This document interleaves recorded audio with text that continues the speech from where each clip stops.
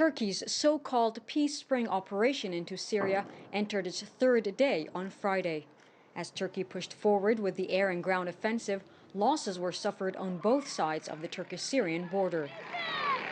Back-to-back explosions are heard in Syria's border towns as people rushed to hospitals in panic. The UN announced over 70,000 people have been displaced in the Syrian towns of Ras Al Ain and Tel Abyad, where Turkey has been carrying out intense attacks. It was an emotional day on the Turkish side as well, as a funeral was held for a baby that was killed in Akçakale, Turkey on Thursday by a shelling attack from Syria. Ankara says it aims to clear the border areas of the Syrian Kurdish group, the YPG, it deems as a terrorist organization, and clear the way for the safe return of Syrian refugees.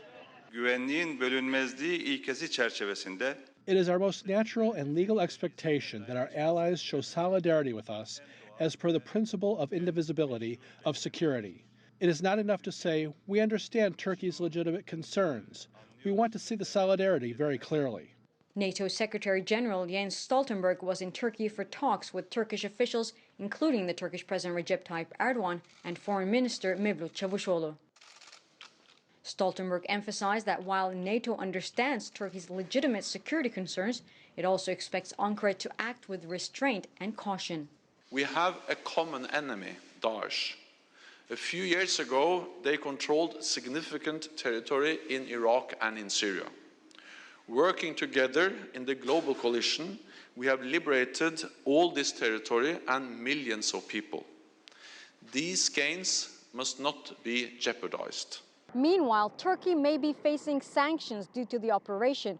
Earlier, several EU countries had called on Turkey to halt the operation, and on Friday, France's Secretary of State for European Affairs stated that the European Council would be discussing imposing potential sanctions on Turkey next week. Turkey launched the operation after U.S. President Donald Trump confirmed he would withdraw U.S. troops from that area, but Trump has since stated that the U.S. does not endorse the operation. Michal Bardavit, CGTN, Şanlıurfa, Turkey.